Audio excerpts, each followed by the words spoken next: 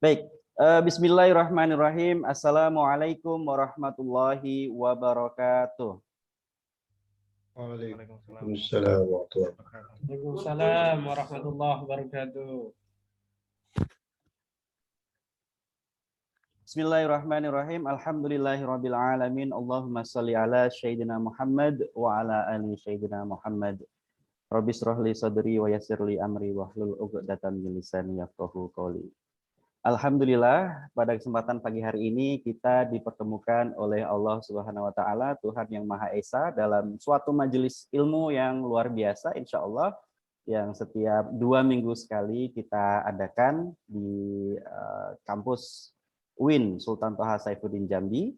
Mudah-mudahan kita berdoa dan berharap pada Allah Subhanahu wa taala, Tuhan yang Maha Esa, mudah-mudahan acara ini diberkahi oleh Allah Subhanahu wa taala, yang mengikuti ilmunya mendapatkan keberkahan, dan yang menyampaikan ilmunya nanti dalam hal ini Pak Taufik Mulyadin juga mendapatkan pahala yang berlipat-lipat.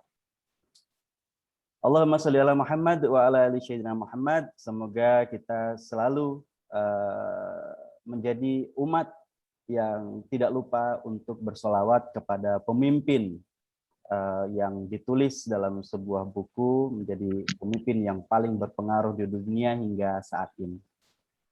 Terima kasih Bapak Ibu sekalian telah bergabung pada acara kita, namanya Warkop LP2M. Jadi Warkop itu adalah singkatan dari writing, ada semuanya yang berkaitan dengan research, kemudian yang berkaitan dengan penelitian. Jadi kita mengadakan lecture series yang seharusnya biasanya kita adakan secara offline di gedung Mendalo UIN Sultan Toha, namun karena COVID-19 yang belum terkendali hingga saat ini, kita adakan secara online. Mudah-mudahan Tuhan Yang Maha Esa, Allah SWT, segera mengangkat penyakit ini di Indonesia dan di seluruh dunia. Amin ya rabbal alamin. Yang saya hormati tentunya Pak Taufik Mulyadin yang telah bersedia hadir pada kesempatan pagi hari ini untuk berbagi ilmu kepada kita semua. Yang terhormat Bapak Ibu dosen, baik itu dosen di UIN Sultan Toha Saifuddin Jambi maupun dosen yang berada di luar kampus UIN Sultan Toha. Selamat datang dan selamat bergabung pada acara ini. Juga yang kami banggakan mahasiswa pasca sarjana yang juga hadir pada kesempatan pagi hari ini. Bapak Ibu sekalian, kita akan mengangkat suatu topik yang menarik. Karena pematerinya bernama Taufik, tetapi memang topik fenomenologi ini menarik diangkat karena banyak sekali peneliti-peneliti luar yang melakukan penelitian ini, baik di Indonesia maupun di negara lain. Namun kita di Indonesia masih belum banyak yang melakukan penelitian dengan pendekatan atau metode fenomenologi. Oleh karena itu kita hadirkan pemateri yang mumpuni, sangat mumpuni, dan sudah menerbitkan paper tentang fenomenologi. Beliau adalah Bapak Taufik Mulyadin. Wah, ini Pak Taufik Mulyadin ini adalah teman seperjuangan kami saat itu. Ada di sini, tadi saya lihat Pak Christian juga ada di sini. Beliau S1-nya di Bandung, UPI, Universitas Pendidikan Indonesia. Kemudian mendapatkan S2 dengan beasiswa yang sama, yaitu beasiswa USAID. Namun tahun-tahun ini kelihatannya beasiswa USAID sedang dihentikan. Beliau S2-nya di Ohio University dengan mengambil jurusan Research and Evaluation. Jadi memang S2 beliau ini tentang penelitian begitu ya, dan evaluation di pendidikan. S3-nya juga di Amerika Serikat, namun mendapatkan beasiswa LPDP, yaitu di kampus Ohio State University, kampus besar yang banyak melahirkan politikus-politikus ulung di Indonesia, dan kelihatannya ini Pak Taufik Mulyadin sudah mengarah untuk politikus pendidikan Indonesia. Kelihatannya wajahnya sudah banyak menghiasi layar kaca dan juga layar media. Jurusan S3 beliau adalah Higher Education. Jadi Educational Administration, tetapi HALE, Higher Education and Long Life Education. Selamat datang sekali lagi Pak Taufik Mulyadin. Kita acaranya akan santai Pak Taufik, dan Pak Taufik tadi sudah memberikan kabar bahwa jam 10.40 selesai, jadi nanti kita akan percepat sedikit yang seharusnya sampai jam 11. Kepada Pak Taufik Mulyadin kami persilahkan dengan segala hormat. Silakan Pak Taufik.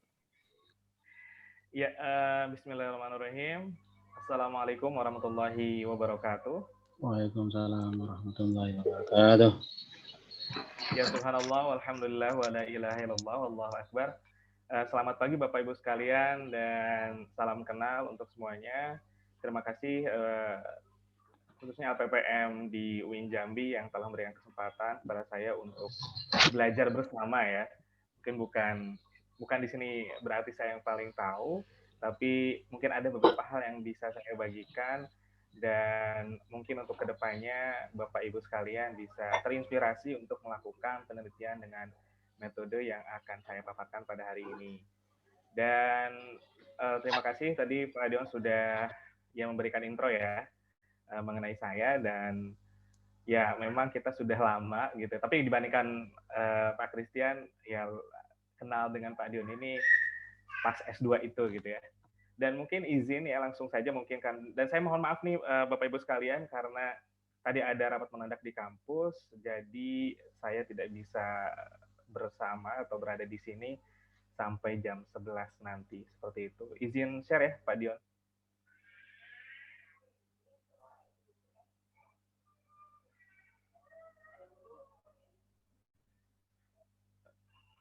Baik, mudah sudah terlihat ya, sudah jelas ya. Terlihat. Baik Bapak Ibu sekalian, kalau kemarin dengan Pak Christian dan sekarang dengan saya, pada hari ini kita akan ya bersama lah gitu ya, diskusi, belajar bersama mengenai salah satu metode kualitatif yang disebut fenomenologi atau fenomenologi gitu ya, seperti itu. Dan betul yang disampaikan Pak Dion tadi dalam pembukaan bahwa metode penelitian ini masih, kalau sepanjang yang saya tahu gitu ya, masih jarang gitu dipakai oleh peneliti-peneliti di Indonesia gitu. Tidak sepopuler metode kualitatif yang lainnya.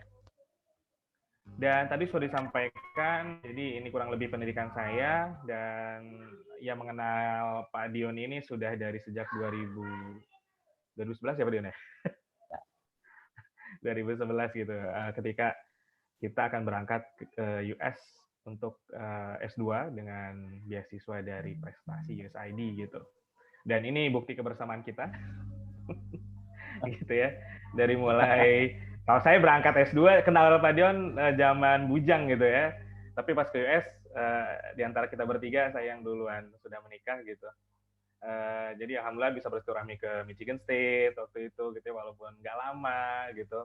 Kemudian ya kita juga masih silaturahmi online gitu selama kita di US, karena kita berada di kota yang dengan Pak Dion sih nggak terlalu jauh, tapi dengan Pak Christian itu lumayan sangat jauh gitu. Jadi ini beberapa foto bahwa ya memang betul tadi kita sudah cukup lama saling kenal gitu. Dan ini penelitian saya yang sudah terpublikasikan tentang salah satu penelitian yang menggunakan fenomenologi ini atau fenomenologi ini. Itu waktu itu ini dari tugas kuliah S3 saya gitu kan, saya meneliti tentang perkembangan identitas Muslim Indonesia Amerika. Pada saat itu saya tertarik karena sudah banyak sebetulnya penelitian mengenai perkembangan identitas ya mahasiswa Muslim di Amerika, tetapi jarang yang fokus ke orang Indonesia Amerika. Artinya mereka yang memang lahir di Amerika, orang Indonesia, pasangan orang Indonesia, orang tuanya orang Indonesia, tapi anaknya lahir atau besar gitu ya di Amerika, dan bagaimana mereka memaknai perkembangan identitas mereka selama mereka berkuliah gitu. Jadi kira-kira identitasnya sebagai Muslim itu menjadi core atau tidak gitu, atau mungkin ada identitas lain yang itu menjadi core yang mewarnai seluruh aktivitas atau pengambilan keputusan dia atau motivasi dia selama dia itu belajar di perguruan tinggi. Dan saya pun sampai saat ini masih belajar gitu sebetulnya apa sih fenomenologi itu gitu, dan bagaimana mengaplikasikannya dalam sebuah penelitian. Nah, mungkin sebelum kita masuk ke spesifik ke phenomenology, mungkin di mana sih posisinya gitu. Kalau kemarin kita sudah membahas nih, berdiskusi dengan Pak Christian soal etnografi gitu ya. Jadi kurang lebih seperti ini. Jadi kalau kemarin etnografi itu fokus ke kumpulan orang yang memang atau kumpulan komunitas gitu ya, kumpulan individu yang memang mereka itu punya culture sharing gitu, yang memang mereka memiliki misalnya memiliki sebuah identitas yang memang dimiliki oleh setiap anggota dalam kelompok tersebut gitu kan. Mungkin kalau lebih kecil lagi ke individual gitu kan, betul fokus ke individu-individunya, itu ada narrative study gitu kan. Dan lepas dari itu, kalau kita fokusnya ke sebuah kasus, maka ada case study. Kalau kita fokusnya itu ke teori, maka ada grounded theory gitu. Dan ini sekarang kita akan membahas phenomenology. Jadi mungkin yang sering saya dapati di penelitian Indonesia khususnya konteksnya itu ketika memakai sebuah metode kualitatif gitu ya, dan mungkin rata-rata kalau saya lihat itu kualitatif deskriptif aja gitu ya. Dia tidak spesifik memakai satu di antara kelima ini. Tapi memang satu kesamaannya adalah semuanya mendeskripsikan sebetulnya. Gitu. Tetapi yang menjadi pembeda adalah fokusnya apa. Gitu. Di penelitian Indonesia itu fokusnya itu memang rata-rata ke case study banyak. Case study banyak gitu ya. Ground teori itu saya jarang kayaknya melihatnya, etnografi ada gitu, tapi juga masih jarang. Narrative study ini kadang memang dari Indonesia ini kurang berterima ketika kita memang fokus ke satu orang, atau beberapa orang, sedikit orang gitu ya, karena dianggap kurang saintifik gitu. Nah, ketika penelitian itu berbicara, yang lain berbicara soal individunya, soal individu dalam soal komunitasnya, terus soal misalkan case tadi misalkan dalam sebuah organisasi gitu ya, terus tadi ada teori gitu kan, kalau memang ada sebuah sebuah kasus, sebuah hal yang memang itu belum istilahnya teorinya itu bisa muncul dari apa yang didapati dari penelitian tersebut, maka fenomenologi ini lebih fokus kepada fenomenanya gitu, fenomenanya. Nah, misal nih sekarang ketika pandemik ini terjadi gitu, contohnya misalkan pembelajaran online saat pandemik, jadi lebih ke fenomenanya gitu kan. Dan ini bukan fokus ke individu-individunya gitu, tetapi nanti kita fokusnya itu apa yang dirasakan kesamaan gitu, bagaimana mereka merasakan fenomena itu, bagaimana mereka memaknai pengalaman ketika mereka itu belajar online di saat pandemik. Jadi kita fokus ke fenomenanya, what-nya, dan kemudian how-nya, bagaimana mereka mengalami hal tersebut dan memaknai gitu hal tersebut. Jadi fokusnya di situ gitu. Jadi ini harus intinya kita harus melihat sebuah istilahnya ada satu hal yang itu memang ada di semua partisipan gitu ya, yang hadir semua partisipan gitu, sehingga kita bisa mengambil sebuah kesimpulan gitu bahwa ini loh yang penting gitu ketika partisipan ini mengalami fenomena tersebut gitu. Nah, kapan sih sebetulnya kalau kita pakai fenomenology gitu ya, tadi seperti yang saya bilang, ketika kita akan fokus ke fenomenanya gitu, fenomenanya, dan ini mungkin yang perlu nanti akan kita bicarakan gitu kan, beberapa hal terkait dengan apa sih yang bisa kita, tadi sih contoh saya ya, contoh singkatnya gitu. Jadi kita fokus kepada fenomenanya gitu dan esensinya tadi gitu. Jadi intinya ada what and how sih kalau di phenomenology ini gitu. Jadi apa pengalamannya, pengalaman mereka, dan kemudian bagaimana mereka mengalami gitu. Pengalaman mereka itu terhadap sebuah fenomena itu seperti apa gitu. Nah, apa sih tujuannya gitu? Nah, tujuannya itu untuk describe gitu, the meaning, untuk menjelaskan gitu.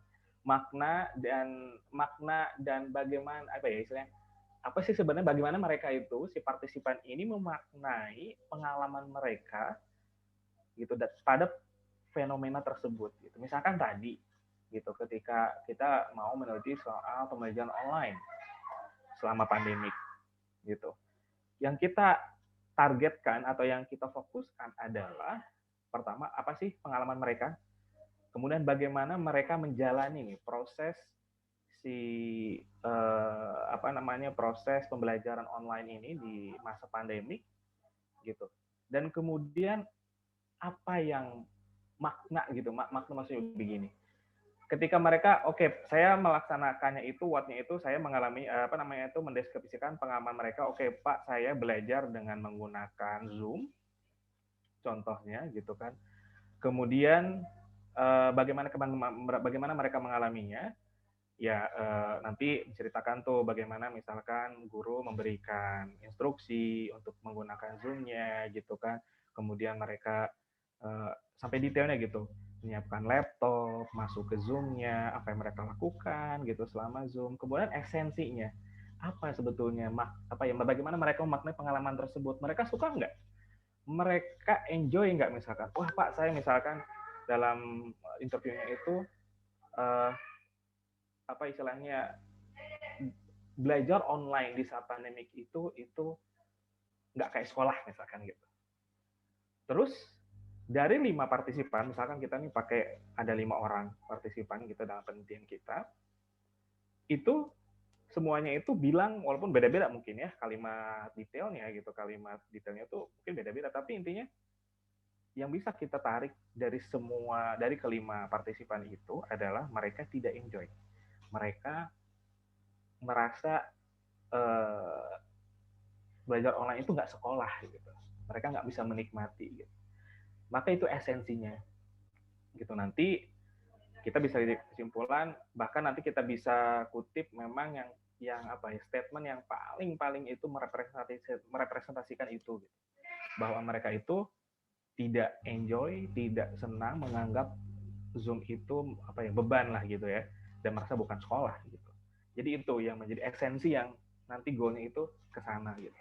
Dia tidak sekedar mendeskripsikan, oh nih anak ini belajar seperti ini, kesulitannya ini gitu. Tapi apa yang mereka rasakan gitu, dari apa yang mereka rasakan, apa yang mereka maknai gitu terhadap fenomena itu. Nah, makanya di poin ketiga, iya, fenomenologi itu memang nanti kalau kita peneliti ini fokusnya ke situ gitu. Jadi apa yang memang makna yang memang itu sama gitu, bukan sama sih tadi ya, yang ada di semua partisipan itu. Ketika semuanya bilang, wah Pak ini berat, wah Pak ini kurang menyenangkan gitu, maka sebetulnya itu bisa ditarik sebagai esensi dari fenomena yang kita bisa ambil gitu dari para partisipan ini. Makanya fokusnya tadi, seperti yang saya bilang, itu what and how the experience. Apa sih pengalaman mereka gitu dalam fenomena itu, kemudian bagaimana mereka mengalami itu, dan nanti kita dapat tuh esensnya gitu, intinya gitu, apa gitu. Nah,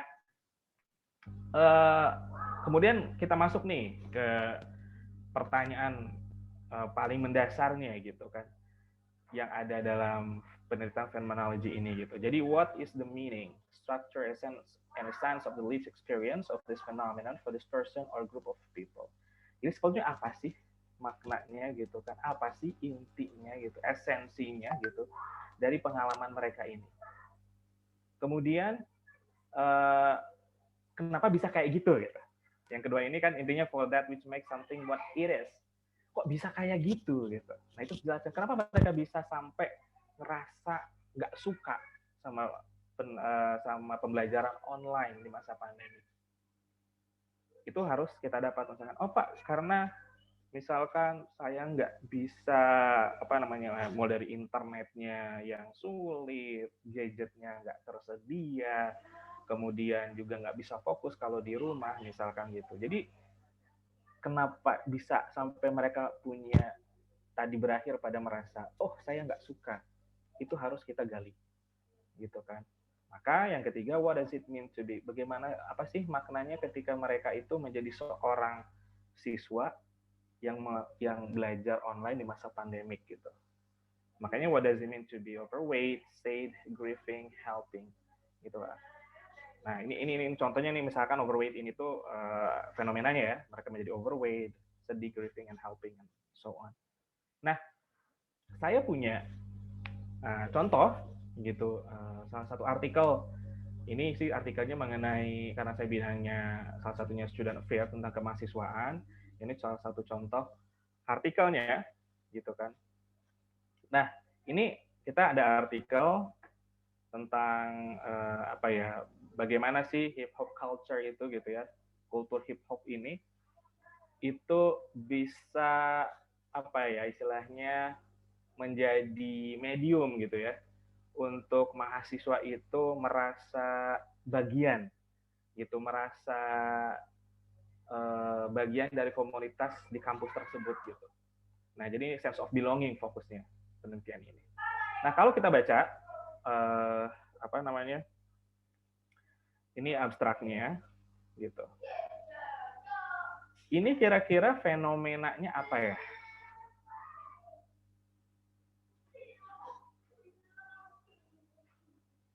Apakah sense of belonging-nya gitu kan? Atau hip hop culture-nya gitu ya? Atau mahasiswanya? Pilihan ganda nih. Kira-kira apa Bapak Ibu? Mungkin bisa ada yang mau coba jawab. Sense of belonging, hip hop culture, atau student-nya yang jadi fenomena di sini.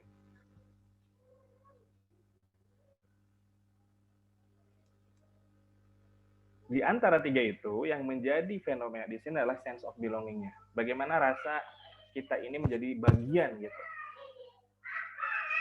Ini fenomenanya. Siapa yang mengalaminya gitu kan? Mahasiswa. Lebih spesifik lagi mahasiswa seperti apa? Karena kan kalau mahasiswa aja itu kan luas ya. Hip hop culture yang memang mereka itu hidup dengan budaya hip hop gitu. Kayak gitu. Jadi harus jelas gitu di dalam penelitiannya. Dalam judul itu sudah kelihatan gitu. Itu ada fenomenanya harus ada biasanya. Kemudian juga siapa yang mengalaminya gitu. Dan biasanya siapa yang mengalaminya ini lebih spesifik. Misalkan kalau tadi siswa gitu kan itu spesifik lagi gitu.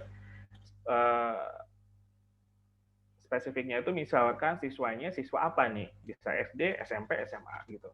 Atau bahkan mahasiswa.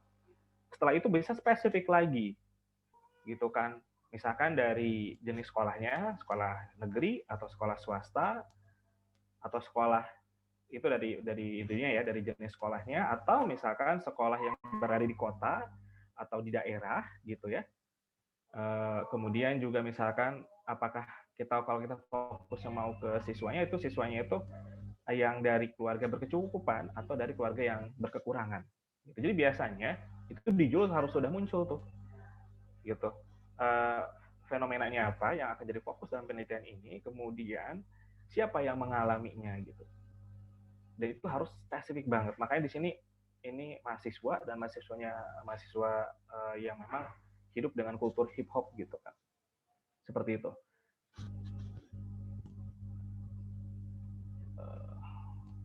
Nah, terus Bapak Ibu, kira-kira ini apa sih karakteristik dari fenomenologi ini yang memang membedakan dengan penelitian lainnya.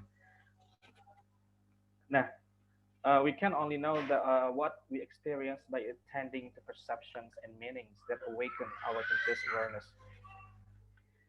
Jadi memang yang membedakan itu yang pertama adalah kita fokus ke pengalamannya. Kita fokus ke pengalaman si subjek penelitian kita gitu. Apa yang mereka alami dalam hal fokusnya ke fenomena yang akan menjadi fokus kita dalam penelitian. Dan kita hanya fokus ke dalam apa yang mereka ceritakan mengenai pengalaman mereka, enggak yang lain-lain. Jadi kita fokusnya ke situ, gitu. Terus biasanya pengalamannya itu pengalaman yang kita ambil pengalaman yang transformatif. Maksudnya apa?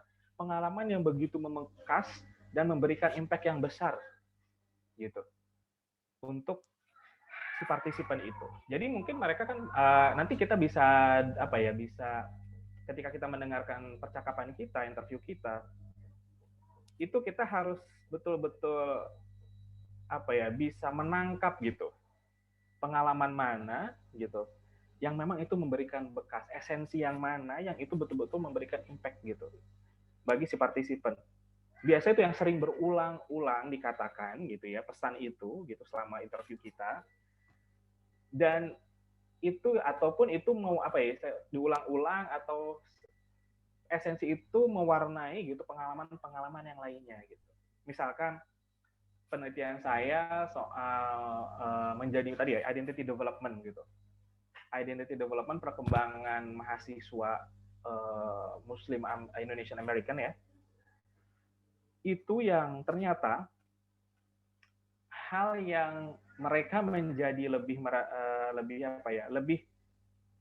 merasa bahwa menjadi Muslim itu menjadi inti dari perkembangan identitas mereka selama mereka berkuliah, itu adalah peristiwa 9/11. Gitu. Jadi berulang-ulang mereka partisipan itu berulang-ulang mengatakan bahwa apa yang mereka lakukan merasa mereka itu terus berkembang identitasnya gitu di kampus itu karena mereka sebagai Muslim. Mereka sebagai Muslim. Saya sebagai Muslim, maka saya harus misalkan ketika saya berinteraksi dengan teman harus seperti ini. Ketika saya mengerjakan tugas bahkan saya harus menjadi istilahnya harus totalitas gitu karena Muslim itu kan harus betul sungguh-sungguh gitu. Dan ketika saya misalkan mengambil sebuah keputusan gitu kan, misalkan itu harus mempertimbangkan orang tua gitu.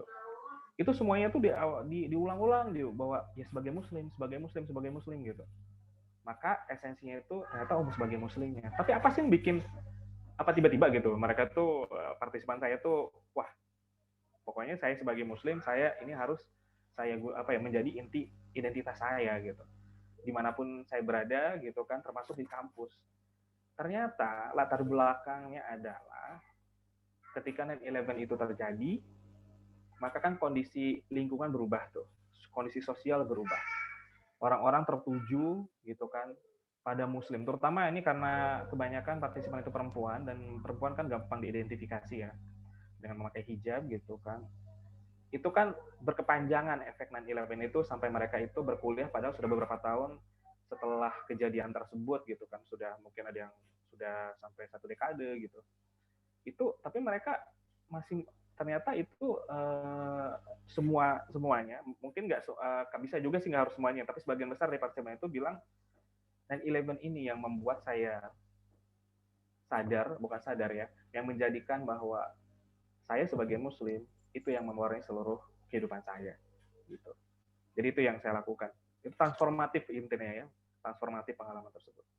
Kemudian kita juga harus fokus gitu ya selama kita mendengarkan, terus mencoba memahami apa yang partisipan kita itu ceritakan kepada kita, bagaimana mereka melihat hal tersebut, bagaimana mereka menjelaskan pengalaman tersebut, bagaimana mereka merasakan pengalaman tersebut, bagaimana mereka menjudge gitu ya, bagaimana mereka menilai pengalaman tersebut, bagaimana mereka mengingat, bagaimana mereka memaknai gitu kan, dan bagaimana mereka menceritakan gitu kan pengalaman tersebut pada orang lain gitu. Jadi ini yang harus kita betul-betul pertimbangkan gitu kan ketika kita dalam interview kita, ketika kita melakukan interview dan kemudian ketika kita mencoba menganalisa data kita. Nah, kemudian apa lagi sih yang karakteristik yang lainnya? Nah, jadi dalam penelitian fenomenologi itu akan ditemui 2 hal, ada bracketing sama ada epoke gitu. Nah, yang pertama ini mungkin di poin pertama ini bracketing. Karena kita fokusnya itu kepada pengalaman partisipan dalam penelitian kita, maka kita harus bracketing gitu. Kita harus melepaskan, maksud kita harus menghindari teori, penjelasan, hipotesa, konsep-konsep mengenai fenomena tersebut dari yang sudah ada gitu ya. Kayak gitu. Jadi kita hanya fokus, kita usahakan fokus betul gitu kan dengan betul-betul informasi yang kita dapati dalam data yang sudah kita kumpulkan dari partisipan ini. Jadi ketika kita menganalisa datanya itu diusahakan betul-betul kita fokus ke sana. Jadi enggak, wah ini menurut teori ini itu pengalamannya itu kayak gini-gini, enggak. justru harus kita bracketing, harus kita tutup gitu. Kayak gitu. Jadi kita berfokus ketika kita mau identifikasi nanti ya, nanti di bawah dijelaskan gitu kan. Kita mengidentifikasi apa sih yang menjadi kata kunci gitu. Yang itu ada benang merahnya dari satu partisipan ke partisipan yang lain, sehingga kita bisa mengambil esensi pengalaman tersebut. Itu jangan sampai terpengaruh oleh ya tadi gitu, teori yang sudah ada, hipotesis yang sudah ada, konsep-konsep yang sudah ada mengenai fenomena tersebut, gitu kan. Jadi misalkan ketika saya melakukan penelitian yang tadi gitu, maka saya harus kesampingkan dulu gitu. Walaupun misalkan penelitian itu sudah banyak yang mengatakan bahwa perkembangan sebagai seorang muslim itu memang sebagai muslimnya itu yang menjadi inti atau yang mewarnai seluruh kehidupan dia gitu untuk mahasiswa muslim di Amerika. Tapi saya jangan dulu terpengaruh oleh itu. Saya benar-benar fokus betul gitu. Seperti itu nggak yang dialami oleh itu. Kita fokus ke sana. Kalau nggak ya udah kita pokoknya jangan dulu kita hadirkan gitu kan pengetahuan kita dari teori-teori mengenai fenomena itu. Gitu. Yang pada akhirnya memang ini setelah saya telaah gitu, ini memang itu ternyata relevan ya dengan penelitian yang ada. Tapi ketika menganalisa datanya sendiri, saya berusaha untuk fokus ke data yang saya punya gitu. Makanya setting aside pre-understanding, prior assumption, in order to gain access to the experience itself. Jadi bahkan asumsi pribadi kita juga diusahakan kita nggak masukin di situ. Nanti kita lihat bagaimana sih peneliti itu mempraktekkan hal ini nggak mudah, karena nggak biasa gitu.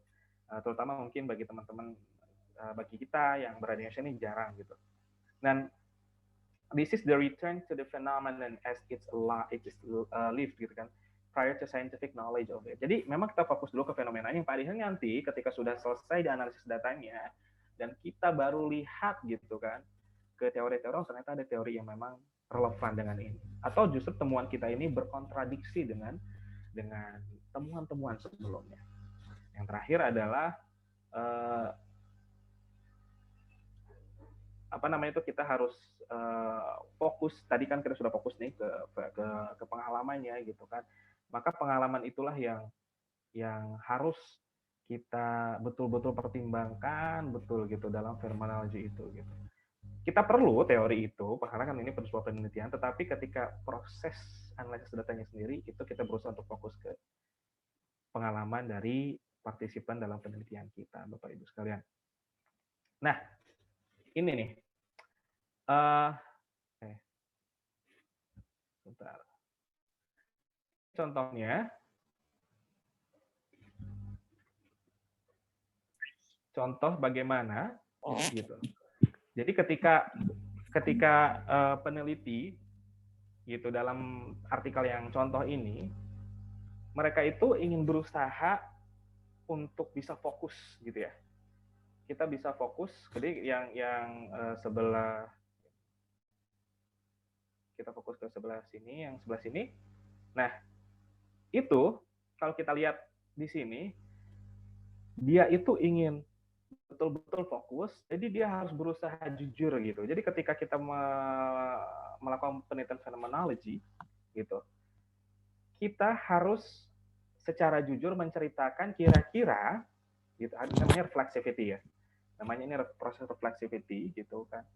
Ceritakan bagaimana identitas kita gitu kan, atau pengalaman kita juga terkait fenomena yang akan kita teliti itu mungkin bisa bisa mempengaruhi hasil penelitian ini gitu.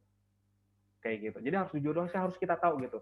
Apa sih yang kira-kira bakal mempengaruhi ketika saya menganalisa data yang sudah saya dapati dari partisipan ini. Maka contohnya kata hip hop gitu kan, dia jujur nih penelitinya. Here I offer a brief account of my self-reflexivity based on a reflexive memos taken during the data analysis. Jadi ketika menganalisis data, itu ditulis, aduh, jangan-jangan nih, kalau kata researcher ini, saya juga suka hip hop. Saya juga hidup dengan kultur hip hop gitu kan. Kayak gitu.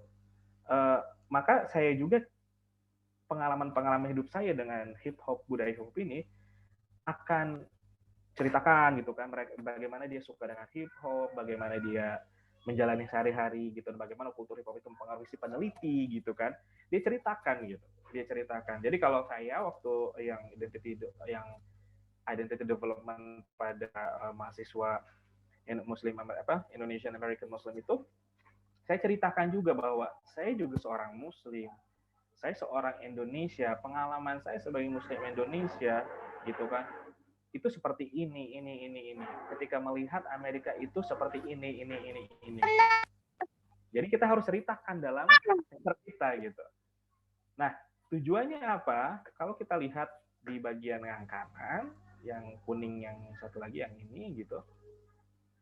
Ini supaya kita transparan kepada para pembaca gitu. Bahwa posisinya, pengalamannya adalah hal yang mungkin beririsan gitu ya. Dengan fenomena yang akan kita teliti ini. Dan itu akan sangat mungkin mempengaruhi gitu. Jadi kita ceritakan gitu. Tapi di akhir dia bilang gitu, di bagian yang ini, karena ini fenomenologi gitu, maka seluruh deskripsi, interpretasi itu akan fokus pada narasi, pada cerita yang disampaikan oleh partisipan. Gitu. Jadi memang ini kan sebetulnya ada beberapa ahli yang itu kita harus betul-betul away gitu. Kita harus betul-betul melepaskan semua baju pengalaman kita, posisi kita ketika kita melakukan penelitian ini. Tapi ada juga yang ya kita jujur aja gitu. Kita tidak ya kayak seperti ini, kita ceritakan gitu kan, dan maksudnya kita jujur bahwa mungkin ada kemungkinan gitu bahwa ini loh yang akan mempengaruhi, ini yang ada di diri saya sebagai peneliti yang mungkin akan mempengaruhi saya ketika saya menginterpretasikan, ketika saya misalnya memahami data yang saya dapati dari partisipan gitu. Tapi saya lebih memilih pribadi untuk jujur, dan ya kita kan nggak bisa ya lepas 100% gitu. Pasti pemahaman kita itu kan akumulasi, cara kita memandang sesuatu itu kan akumulasi dari pengalaman kita juga, pemahaman kita juga. Tapi kita berusaha betul, kita sadar itu mungkin akan berpengaruh dan kita untuk meminimalisirnya gitu. Dan itu diceritakan dalam penelitian dalam paper sendiri, itu harus kita ceritakan gitu. Jadi seperti ini. Kemudian ini coretannya.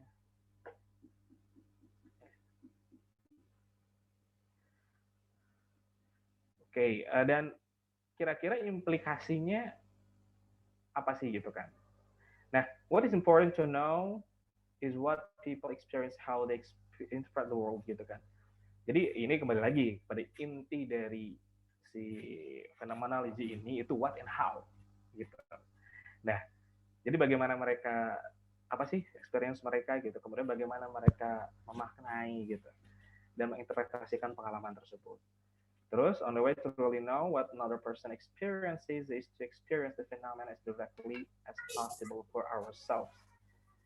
Jadi, maka ini kita harus bisa, ketika kita gitu kan ingin mengetahui gitu, pengalaman orang lain, bagaimana mereka mengalami hal tersebut dan bagaimana mereka memaknai pengalaman tersebut gitu kan. Kita harus berusaha bisa menyelami gitu pengalaman tersebut gitu. Dan itu hanya bisa didapatkan dengan apa? Dengan interview, in-depth interviews. Interview yang begitu mendalam. Makanya interview ini menjadi kunci gitu kan, data collection method gitu, metode pengumpulan data yang dilakukan dalam penelitian ini. Jadi nggak bisa interviewnya yang cuma sebentar-sebentar. Bagaimana kita bisa menyelami pengalaman seseorang gitu yang begitu kaya gitu, yang begitu banyak hanya dalam misal waktu 15 menit. Gitu. Itu tidak mungkin gitu. Jika ada data lainnya boleh, tapi yang utamanya tadi interview ini, karena kan kita butuh cerita gitu ya, kita butuh narasi gitu. Bagaimana si partisipan ini pengalamannya apa, bagaimana mereka mengalaminya, dan bagaimana mereka melihat, memaknai pengalaman tersebut. Makanya contoh,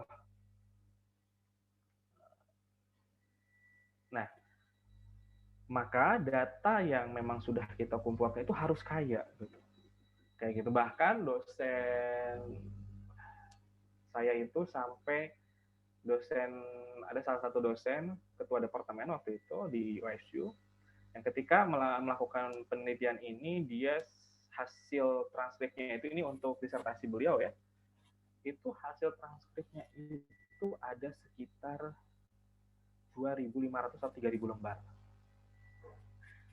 Saking dosen saya itu, beliau itu ingin betul-betul menyelami dan betul-betul bisa mendapatkan pengalaman yang ya disebutkan untuk 100% mungkin juga enggak ya, tapi dekat gitu ya, mendekati 100% dari betul-betul pengalaman yang dimiliki oleh partisipan itu. Gitu.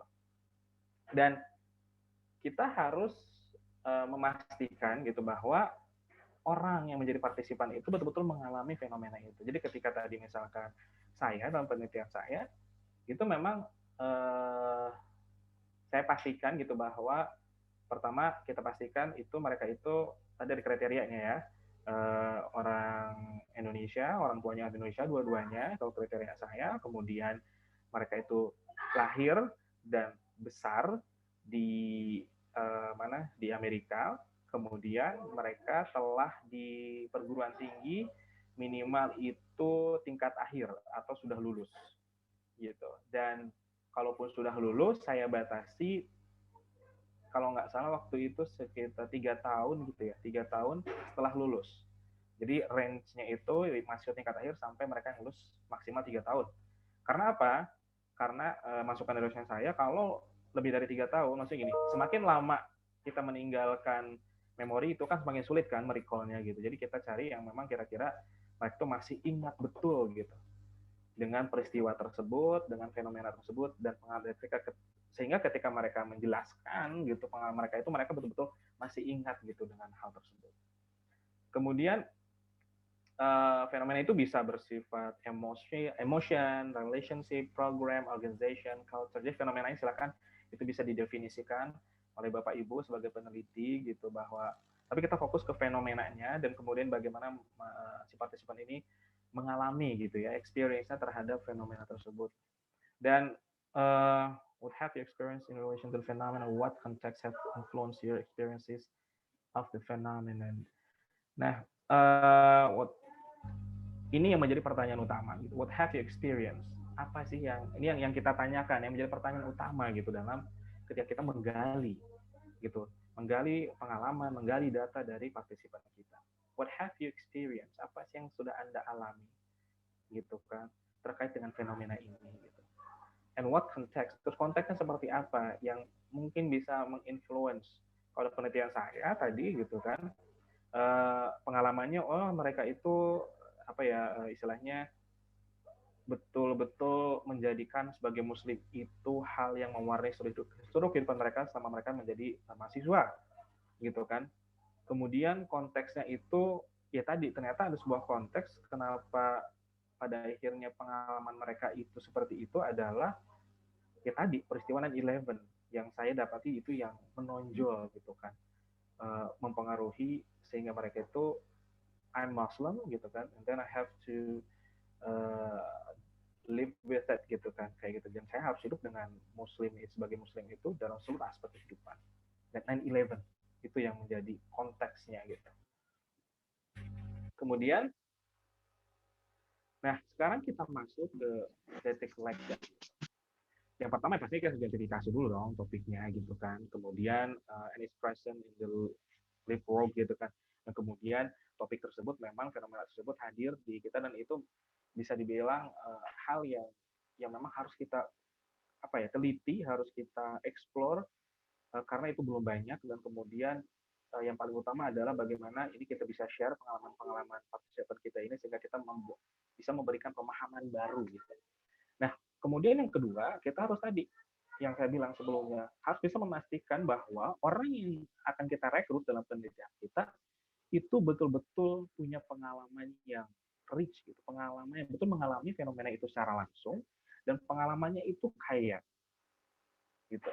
Sehingga nanti ketika kita juga ingin mengumpulkan gitu ya narasi pengalaman mereka itu betul-betul kaya, betul-betul utuh gitu. Kemudian biasanya pertanyaan Bapak Ibu ini bersifat terbuka gitu kan. Mungkin juga hampir sama dengan yang kemarin ya, etnografi itu. Jadi biasanya diawali dengan tell me about.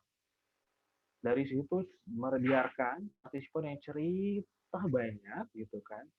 Kita mendengarkan, kita memberikan perhatian khusus gitu. Maksudnya betul-betul mendengarkan apa yang mereka sampaikan dan kita follow up, memberikan follow up question itu berdasarkan dari apa yang mereka ceritakan. Dan misalnya contoh lagi, describe the situation in which you, gitu. Coba bisa jelaskan enggak gitu kan. Mereka menjelaskan, pokoknya kita hanya memancing gitu untuk mereka menjelaskan, memberikan penjelasan yang banyak gitu.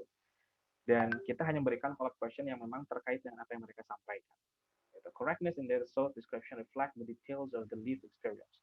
Dan sebetulnya yang dibutuhkan di sini adalah detail-detail. Makanya tadi kita harus memastikan tuh bahwa partisipan itu memiliki, memang betul mereka mengalami fenomena itu, kemudian mereka punya pengalaman yang kaya, dan memang hasilnya itu harus detail, pengalaman-pengalaman tersebut, sehingga kita bisa mengambil esensi dari pengalaman mereka itu. Makanya tadi pas setelah saya tahu bahwa seperti teknologi, dan akhirnya ya tidak heran kalau dosen saya itu sampai memiliki ribuan ketika hasil interviewnya itu ditranskrip, ditulis ya, ditranscribe gitu, ditranskrip itu sampai ribuan halaman karena detail yang diperlukan. Nah, dalam penelitian contoh tadi, ini dalam pemilihan ini ya mungkin samplingnya namanya qualitative purposive sampling gitu kan. Dalam hal ini apalagi ini kita harus bisa memastikan gitu ya, bahwa partisipan kita memiliki pengalaman yang kaya dan betul-betul mengalami langsung peristiwa tersebut. Maka kita harus sudah tahu kriterianya gitu.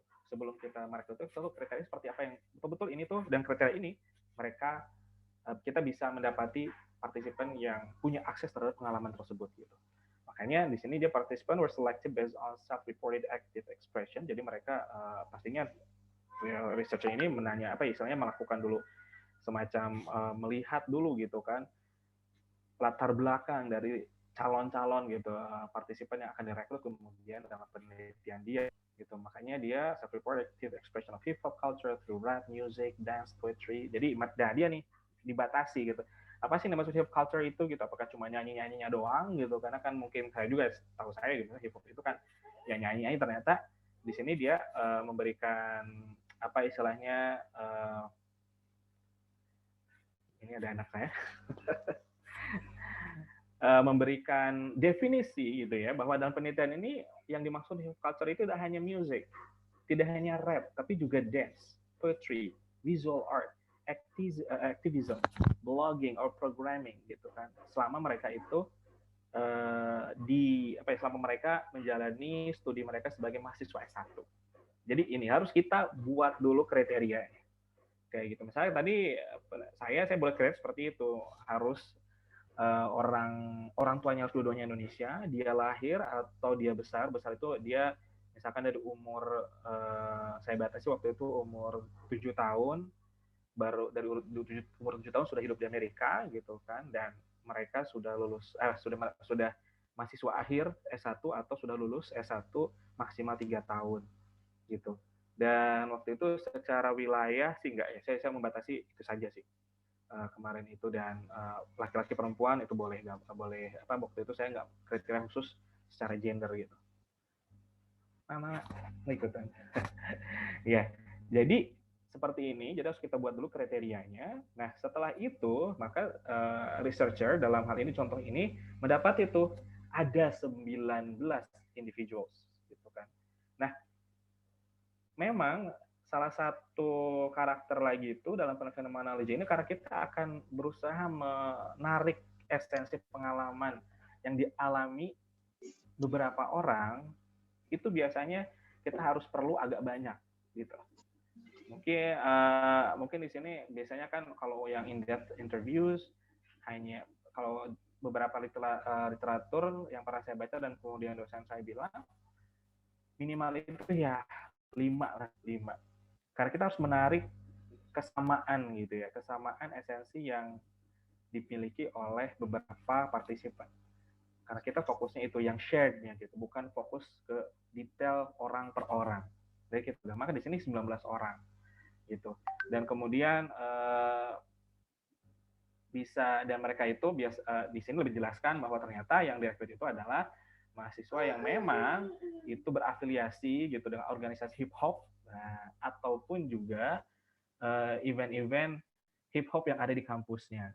Terus dikasih beritahu juga umurnya sekitar 20 tahun rata-rata gitu, dan ternyata di sini laki-laki yang paling banyak gitu kan. Dan ini juga perlu diceritakan supaya nanti pembaca juga bisa tahu yang ngomong inilah orangnya. Ini karakter orangnya. Sehingga pengalamannya pun bisa kita ketika kita misalkan menitip fenomena yang sama, tetapi misalkan umurnya beda gitu, itu mungkin hasilnya bisa beda, bukan mungkin ya, kemungkinan besar itu hasilnya beda. Ataupun juga ketika ini kan laki-laki ini yang mayoritas, kalau misalkan dibalik dalam penelitian lainnya perempuan yang mendominasi, akan sangat mungkin juga berbeda gitu esensi pengalaman yang bisa kita tarik dari partisipan tersebut. Kemudian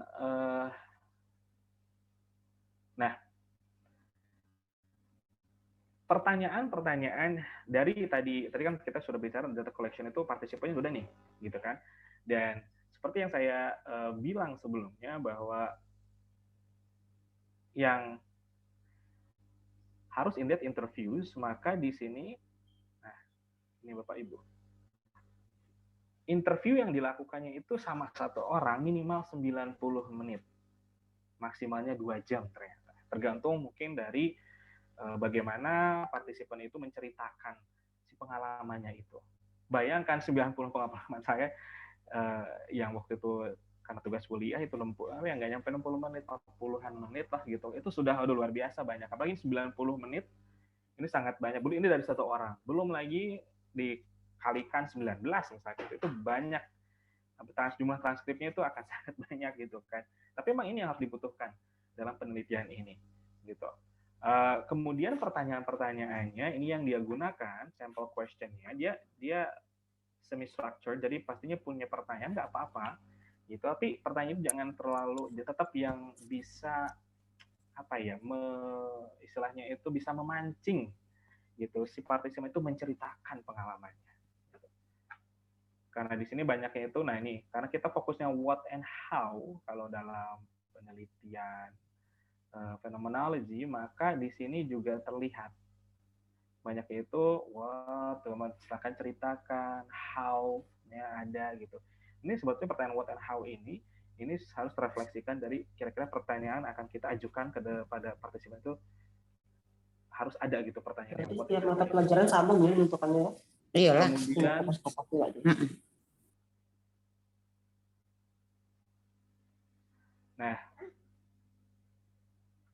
kemudian kita beralih setelah tadi kita bahas bagaimana kita merekrut partisipan, kemudian deskripsikan partisipan itu, dan tadi pertanyaannya seperti apa, kemudian interviewnya yang betul mendalam gitu. Nah, dalam penelitian atau dalam paper yang saya jadikan contoh ini, dia juga ingin memastikan bahwa temuan yang dia dapati di penelitian ini memang harus validity itu biasanya ada di penelitian kuantitatif, tapi kalau di kuantitatif bisa kita menyebutnya dengan trustworthiness gitu ya. Jadi kalau kita lihat di sini, jadi selain interview itu menjadi yang utama pastinya, tetapi juga dia menggunakan sumber-sumber data yang lain gitu kan. Ada dokumen, dia review dokumen di sini dan kemudian melakukan observasi terhadap acara-acara di kampus gitu ya, acara-acara hip hop gitu ya, kayak gitu. Dan ini juga harus kita kalau menurut saya itu sebagai memastikan bahwa data kita itu betul-betul ya, kalau sebetulnya mengandalkan interview saja tidak apa-apa gitu kan, tapi kalau kita ingin meyakinkan lagi bahwa temuan kita itu ketika apa yang di partisipan ceritakan ternyata itu apa ya istilahnya terkonfirmasi gitu di data yang lain gitu, lebih kalau kita ya bahasa kita lebih valid lagi lah gitu temuan yang akan kita dapati di penelitian ini. Dan ini jadi kemudian sebentar saya hapus dulu.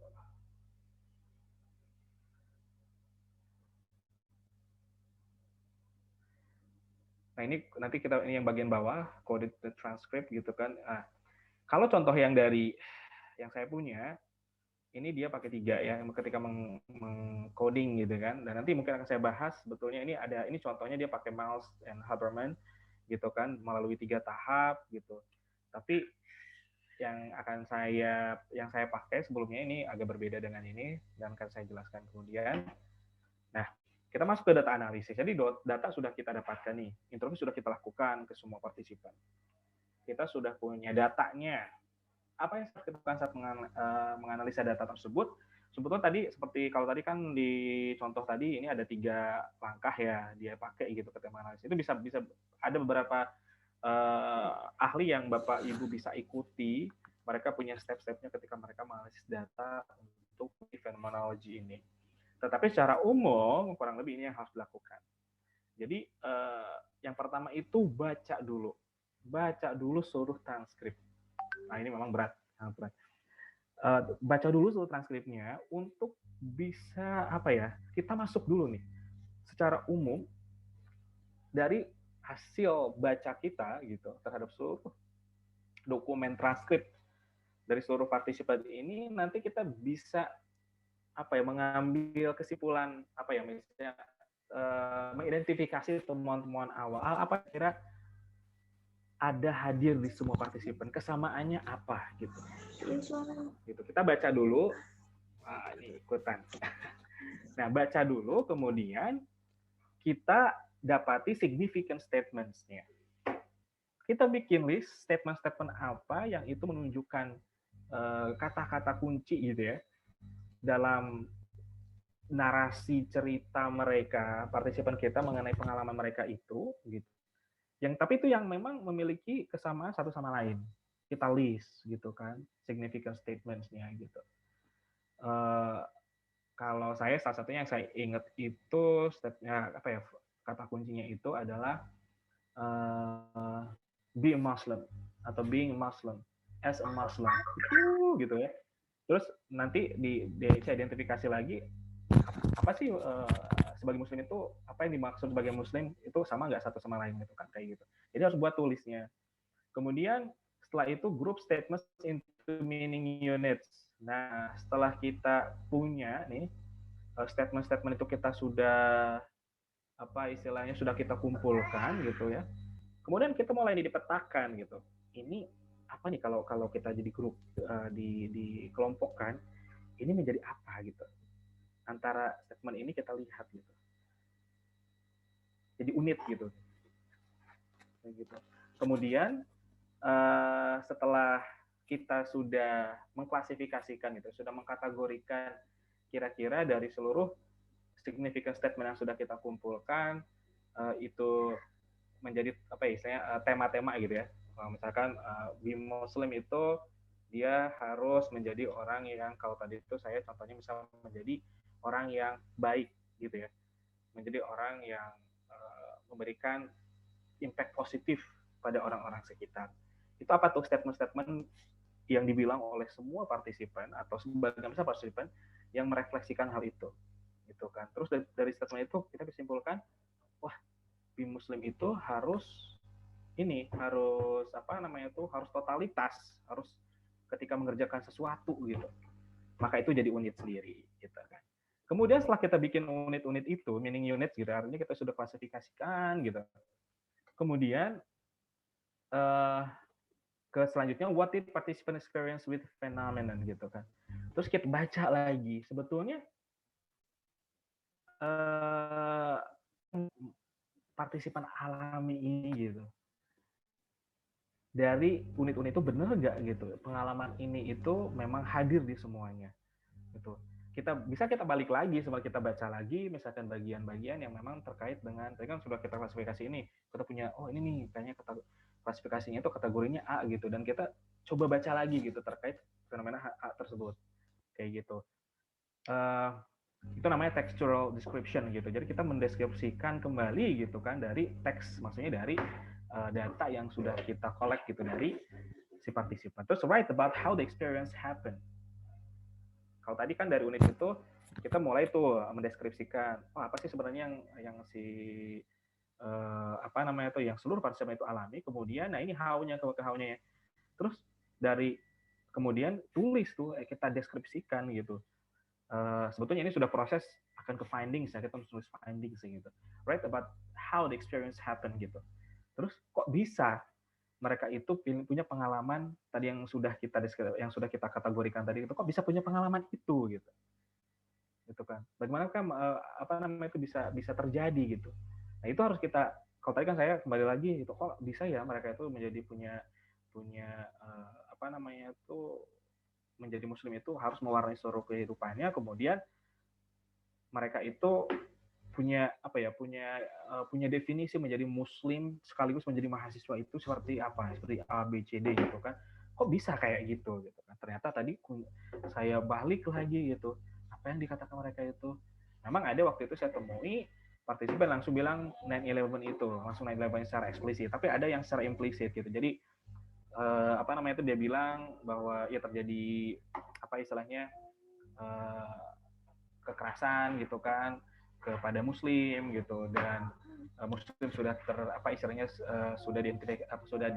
punya stigma orang itu bahwa muslim itu identik dengan terorisme gitu. Itu kan sebetulnya setelah dibaca lagi gitu kan, ini lagi ternyata itu tidak lepas dari peristiwa 9/11 dalam konteks Amerika gitu. Nah, kurang lebih seperti ini tadi. Jadi kan ini personal bracketing. Jadi kita pertama ketika kita mencoba mengcoding gitu ya, data yang sudah kita punya itu kita harus lepaskan dulu tadi ya, lepaskan dari asumsi kita, kemudian juga teori-teori yang pernah kita tahu, pengetahuan dari literatur yang pernah kita tahu terhadap fenomena itu harus kita coba lepaskan dulu. Kemudian baru kita bisa identifikasi kira-kira statement signifikan mana yang bisa kita ambil gitu, kemudian masukkan, klasifikasikan menjadi mini unit, kita baca textual description ini, apa yang sebetulnya partisipan alami, kemudian yang terakhir adalah bagaimana kok bisa mereka itu bisa punya dan memaknai pengalaman itu seperti itu gitu. Nah, ini tadi contohnya yang dari contoh ini ya, penelitian atau publikasi. Ini dia pakai 3 nih, national coding using preliminary code list katanya itu gitu. Derived from the literature. Kalau ini sebenarnya ini menjadi menarik karena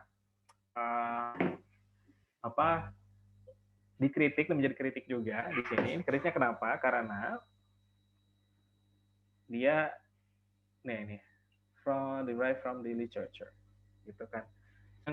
Waktu ini tugas kuliah sebetulnya, ini kita pakai paper ini dan kita kritisi lah gitu, dan ternyata derived from the literature itu tidak direkomendasikan gitu. Jadi codingnya itu kalau misalnya nih saya punya teori nih, ada teori bahwa menjadi muslim dan menjadi mahasiswa di Amerika itu seperti A B C D gitu.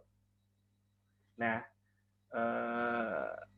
misalkan kita pakai si ABCD itu untuk mengkategorikan katakanlah pengalaman gitu ya, yang partisipan kita punya dalam penelitian kita, itu sebetulnya harus kalau di terminology yang betul-betul ini tuh itu harus dihindarkannya betul-betul bertumpu pada apa yang diceritakan oleh si partisipan kita.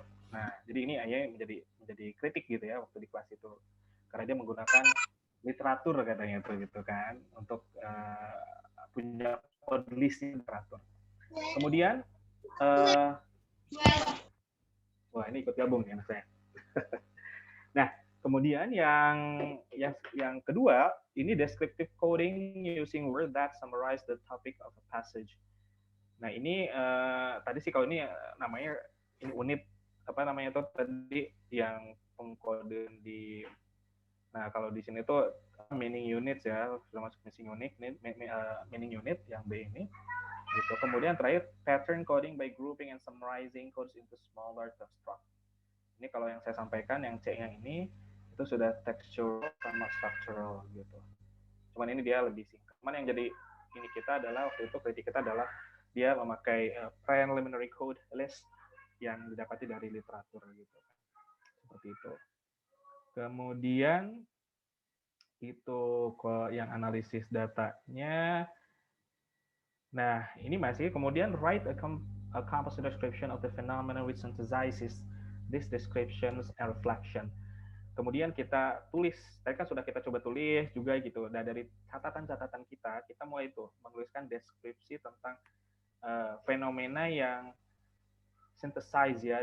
Jadi kan kita punya tuh deskripsi yang banyak itu dari si partisipan gitu kan. Kemudian kita bisa peras lagi gitu. Oh, ini loh ternyata pengalaman yang hadir di semua partisipan dan kita sudah bisa menuliskan, mendeskripsikan fenomena itu berdasarkan sintesa kita atau berdasarkan apa yang hadir di semua partisipan tadi. Karena kan pasti satu partisipan dengan partisipan yang lain itu punya detail cerita yang berbeda. Bahkan kekayaan pengalaman sendiri bisa berbeda gitu. Tapi kita fokus pada hal yang memang di semua partisipan ini ada gitu. So the final writings get the essence of the phenomenon. Kemudian kita tulis, dari tulisan itu kita lihat lagi benar nggak, kita cek lagi, itu bolak-balik aja sih sebetulnya. Dari catatan-catatan kita kembali lagi ke ke detail transkripnya gitu kan. Kita balik lagi. Jadi itu bisa berulang-ulang gitu kan. Bisa ganti lagi meaning unitnya, mungkin ini nggak cocok nih kalau diklasifikasiin kayak gini, kita bisa berubah gitu. Sangat mungkin dalam proses data analisis ini bisa back and forth gitu, bisa bolak-balik gitu antara catatan kita gitu, bagaimana kita menganalisis data hasil analisis data kita itu bisa sangat dinamis berubah gitu. Ketika kita coba baca lagi si transkripsinya, oh ternyata nggak kayak gini nih, baca terus kita rubah lagi, kita baca lagi, ternyata sampai akhirnya kita yakin bahwa oh ini loh esensi dari pengalaman mereka itu terhadap fenomena ini. Memang ini sangat berat sih, tapi pengalaman saya karena mungkin jam terbangnya belum terlalu banyak juga gitu. Nah, ini dalam proses penulisan gitu kan, maka ini yang jadi catatan di sini adalah, nah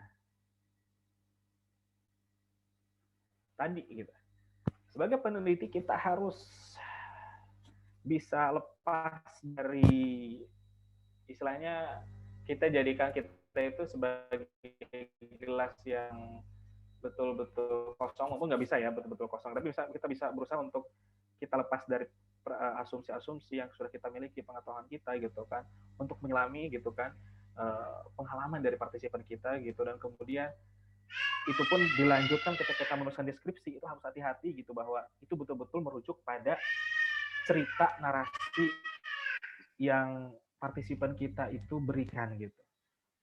Bukan ketika kita mengklasifikasikan atau kita menulis deskripsi terhadap data yang sudah kita analisis itu gitu kan.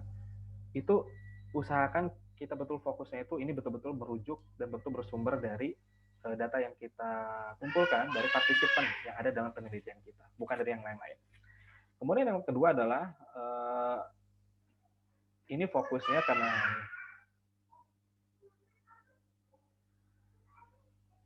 dan kita fokus bukan pada hal-hal yang sifatnya general knowledge, tapi kita fokus pada particular situation.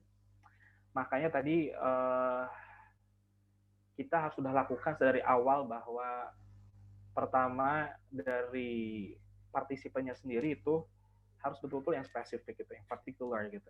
Sehingga nanti cerita, pengalaman juga itu spesifik gitu. Spesifik untuk misalkan katakanlah tadi partisipan kita dengan karakter yang sudah kita tentukan. Jadi misalkan temuan saya ini akan berbeda misalkan dengan misalkan untuk yang tadi kan S1, fokusnya kan masuk S1, pengalaman mereka selama S1. Mungkin akan berbeda dengan yang S2, S3. gitu kan. Kayak gitu kita nggak bisa, oh ini loh pengalaman mahasiswa secara umum, mahasiswa entah itu S1, S2, S3 gitu. Enggak, kita harus spesifik gitu. Kemudian ya ini tugas kita membaca between the lines to get the essence. Kita harus betul-betul baca pelan-pelan gitu kan.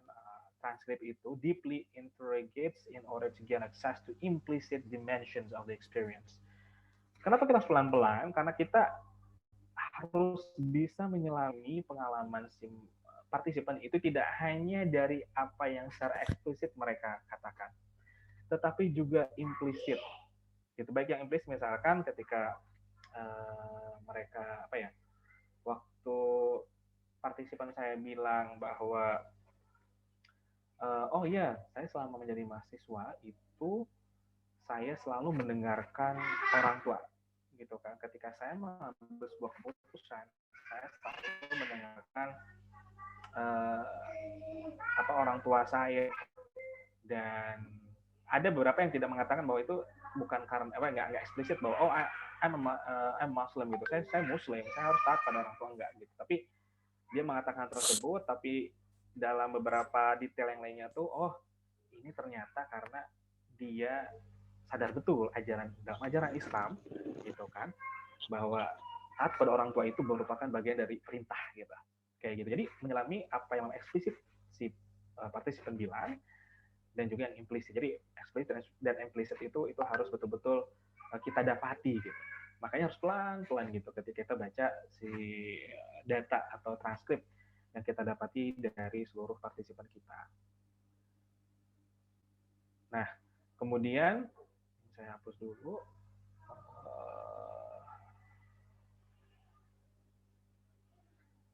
Nah, jadi memang descriptive language is a primary word so as the leaf what significant. Nggak apa-apa, ini kita lewat dulu aja. Nah,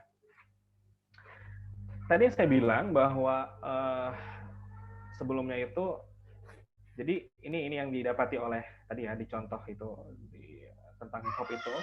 Ini ternyata ada 3 tema nih yang dia dapati, itu spirituality, anti-passive resource, and emotional release and problem solver. Jadi mereka merasa bahwa hip hop culture ini itu merupakan hal yang penting gitu ketika mereka menjadi mahasiswa, dan mereka merasa bagian dari kampus itu adalah mereka, karena hip hop culture itu menyentuh spiritualitas mereka, dan itu menjadi anti opresif gitu, menjadi semangat atau menjadi fondasi mereka berjuang melawan katakanlah ketidakadilan gitu ya. Kemudian juga ketika mereka punya masalah emosi, itu juga menjadi solusi gitu. Ini yang dia dapati, dan ini contoh bagaimana peneliti ini, dalam hal ini penulis ini tuh mempresentasi semuanya. Pertama spiritualitas gitu kan. Jadi ya seperti pada penelitian kualitatif lainnya, pastinya akan memberikan statement-statement ya yang memang merepresentasikan gitu, kayak gitu. Jadi dan itu memang harus dari ini dia karena khasnya fenomenologi itu harus esensi gitu. Di awal itu dia bilang for many participants. Nah, dan juga for many participants, ini penting karena ini fenomenologi. Fokus pada pengalaman yang hadir dialami oleh sebagian besar atau seluruh partisipan. Maka ketika kita mempresentasikan hasil penelitian kita, harus ada kata for many participants. Jangan salah, misalnya kalau for few participants itu kurang pas. Maksudnya berarti itu bukan fenomenologi ya, belum ke fenomenologi, tapi for many participants, di semuanya gitu, atau di sebagian besar. Nah, hip hop divine their essence gitu kan, kayak gitu. Jadi dan dia bilang bahwanya selain sebagai entertainment gitu ya, sebagai hobi, sebagai hiburan, ternyata hip hop ini menjadi basis atau dasar ketika mereka self characterization, mereka mencoba memaknai diri sendiri, itu hip hop culture itu sangat-sangat kental. Kemudian berikan contoh nih beberapa statement dari partisipan apa sih gitu yang menunjukkan bahwa memang seperti itu gitu. Jadi ini social spirituality, kemudian kalau yang di sebelah kanannya itu ada anti-oppressive gitu kan. Several participants, beberapa gitu kan. Ini ya aman sih, masih aman lah several gitu kan. Tetapi tadi jangan sampai yang itu hanya sedikit gitu ya. Tapi memang yang banyak dari partisipan kita itu rasakan, itu juga bicara bahwa hip hop itu sebagai kendaraan gitu ya. Untuk men-challenge gitu ya status quo gitu, terutama dalam hal ras dan juga kelas sosial gitu. Nah ini udah nih, ini dia menemukan statement-statement dari yang detail-detail itu sehingga ini mengkategorikan ini ada anti-oppressive resource gitu. Dan explain gitu kan. Nah ini cari yang biasanya memang kalau bisa ada yang agak panjangnya gitu ya. Ini juga sebetulnya ada sih yang spirituality itu yang agak panjangnya, agak detailnya bagaimana statement yang menunjukkan bahwa pengalamannya itu memang merefleksikan hasil temuan kita ini. Bahwa misalnya dalam hal ini hip hop itu sebagai sumber gitu ya, sumber motivasi mereka untuk berjuang melawan ketidakadilan. Ini kurang lebih seperti ini bagaimana dalam penelitian fenomenologi ini kita sebagai peneliti mempresentasikan hasil penelitian kita dalam tulisan ilmiah kita. Kemudian setelah itu, nah ini validitas di sini ini beda sama yang trustworthiness ya. Kalau trustworthiness itu bagaimana kita menjaga bahwa hasil atau temuan yang dimiliki dalam atau temuan yang kita dapati dalam penelitian kita itu katakanlah betul-betul bisa dipercaya. Kalau ini validity bahwa penelitian kita itu betul-betul penelitian fenomenologi. Jadi Bapak Ibu bisa menjadikan pertanyaan ini sebagai refleksi, menilai, mengevaluasi apakah penelitian ini merupakan betul-betul penelitian fenomenologi atau tidak. Gitu kan. Is the study yang pertama based on valid phenomenological questions? Gitu kan. Jadi apakah berfokus pada dua ini nih? Gitu. Tadi yang dari awal saya bilang what-nya. Kemudian how-nya. Kayak gitu. Dari situ kita nilai. Kalau tidak fokus pada ini, berarti itu bukan phenomenology. Kemudian selanjutnya is the analysis performed on experientially descriptive accounts, transcript, gitu kan. Jadi betul-betul analisisnya itu kita basisnya adalah dari transkrip, dari cerita, dari narasi partisipan kita, gitu. Bukan yang lainnya. Tapi saat kita menjelaskan temuan tersebut dan kita coba lihat dalam kacamata itu setelah selesai data analisisnya. Seperti itu. Kemudian, is the study properly rooted in primary and scholarly phenomenological literature, then mostly relying on questionable secondary and tertiary sources. Jadi kita juga sebisa mungkin ketika kita literature review, ketika membuat literature review ya, tinjauan pustaka pada topik yang kita telah dalam penelitian tersebut, kita usahakan kita juga banyak mengkutip atau banyak memakai penelitian fenomenologi yang lainnya di topik tersebut. Kita usahakan kalau nggak bisa 100%, sebagian besar atau ada gitu ya, yang menjadi katakanlah sumber-sumber kuncinya itu adalah penelitian yang sama juga menggunakan pendekatan fenomenologi. Gitu. Kemudian yang terakhir adalah, does the study avoid trying to legitimate itself with validation criteria derived from sources that are concerned with other methodologies. Terus harus dihindari juga bahwa kita kalau di sini tuh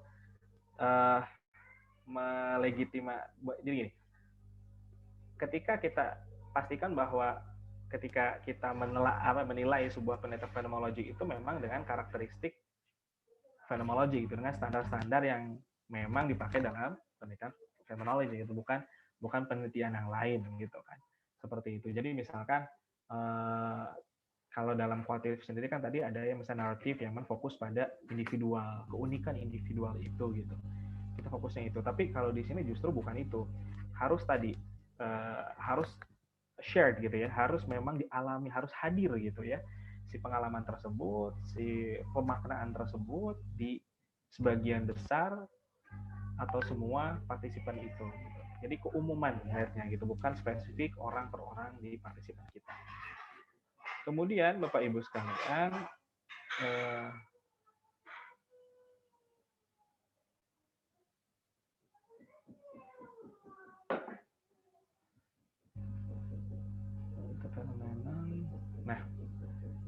nah ini kalau ini nggak apa-apa.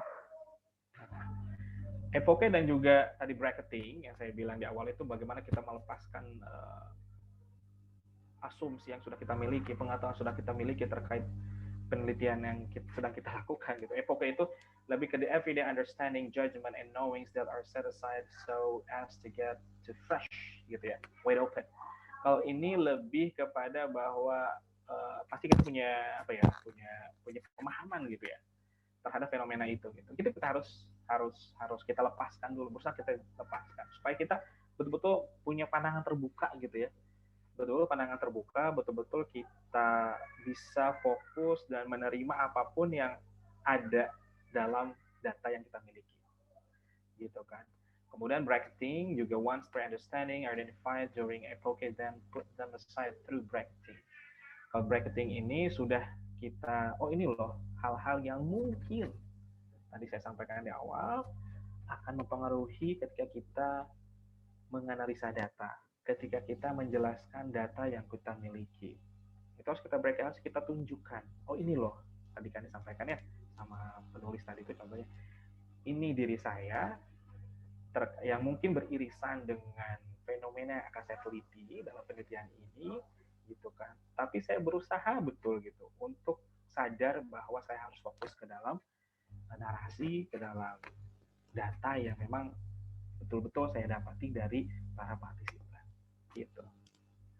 Kemudian pastinya tidak lepas dari tantangan gitu ya. Mungkin tadi juga sudah saya sampaikan beberapa gitu. Ternyata mencari calon partisipan yang memang punya pengalaman yang kaya dan langsung terhadap fenomena itu tidak mudah gitu kan. Ya waktu itu pun saya sampai butuh waktu cukup panjang, tapi alhamdulillah dapat akses.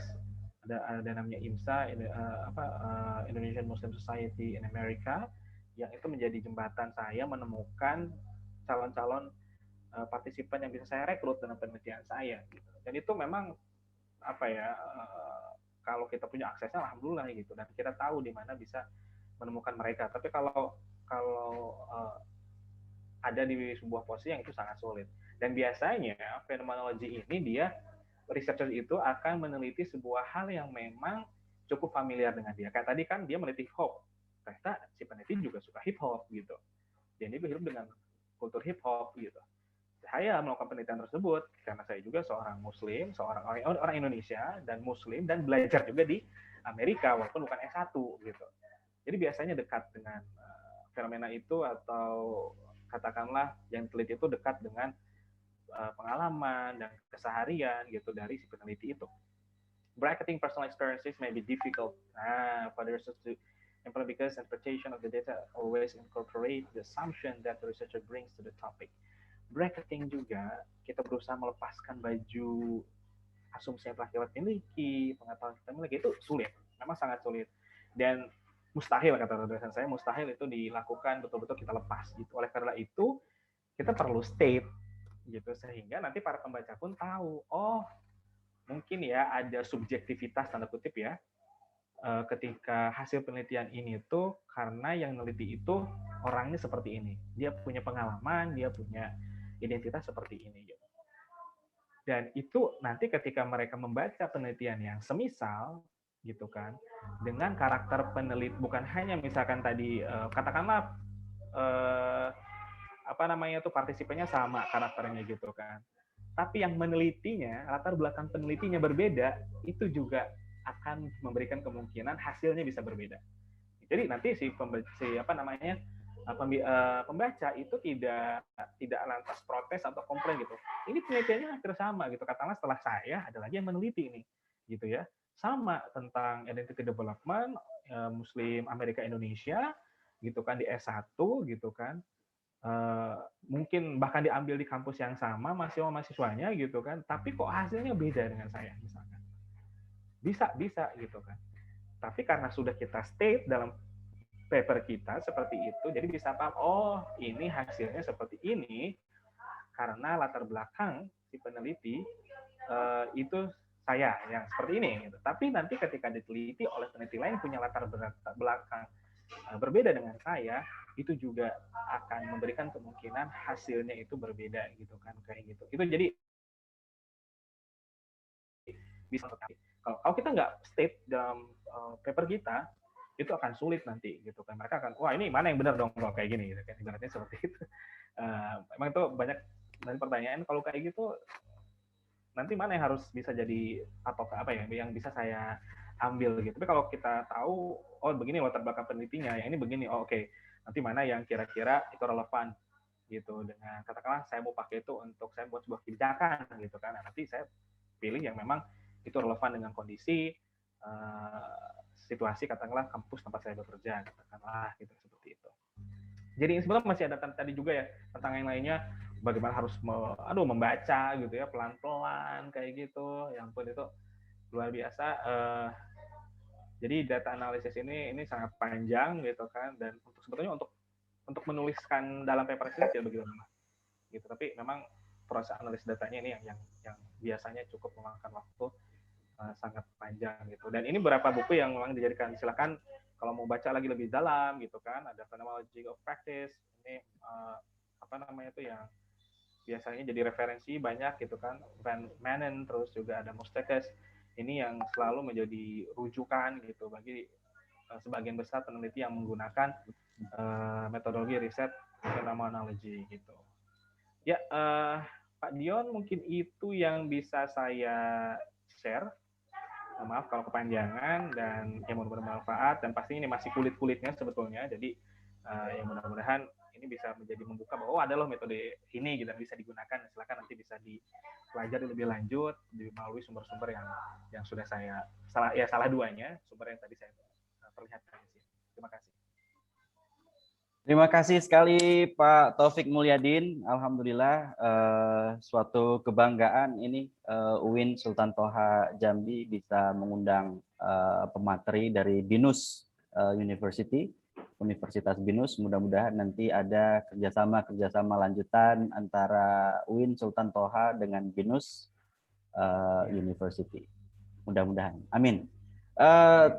Di sini kita lanjutkan dengan tanya jawab. Pak Taufik hanya punya waktu 15 menit lagi menjelang 10.45, dan di sini sudah ada Pak Mulyadi Syaf yang tunjuk tangan, raise hand. Silahkan Pak Mulyadi Syaf, dan juga Bapak Ibu yang lain kalau ada yang ingin bertanya boleh dicatat di kolom pertanyaan atau bisa juga ditanyakan langsung. Pak Mulyadi Syaf, apakah bisa langsung ditanyakan Pak? Silahkan Pak Mulyadi. Oh, mohon maaf Pak, terpencet tadi itu Pak. Oh, terpencet. Oke, tidak apa-apa. Tidak masalah Pak. Ya, sambil menunggu pertanyaan dari peserta sekalian, saya ada pertanyaan ini Pak Taufik. Saya ada beberapa pertanyaan yang saya tulis tadi. Jadi terkait jumlah peserta Pak Taufik. Tadi di penelitian hip hop itu disampaikan ada 19 partisipan, ada 19 peserta yang diinterview. Sedangkan di literatur lain itu saya baca beberapa itu bahwa di sana antara 10 sampai 15 saja. Jadi minimal 10 sampai 15. Nah, ini menurut Pak Taufik sendiri, menurut pengalaman Pak Taufik, apakah ada batasan minimal dan maksimal untuk penelitian fenomenologi ini? Tadi kan sudah disampaikan bahwa transkripnya saja bisa sampai 3.000-an halaman, begitu kan? Nah, apakah kalau misalnya saya punya tiga peserta, apakah itu memungkinkan untuk dijadikan sebagai penelitian fenomenologi? Pak Taufik. Ya. Oke, ya terima kasih Pak Dion. memang sebetulnya ini nggak ada kesepakatan khusus ya tentang minimal ataupun maksimal. Jadi lebih melihat karena tujuan utamanya adalah melihat bisa dibilang pola gitu ya, atau kesamaan pengalaman gitu, maka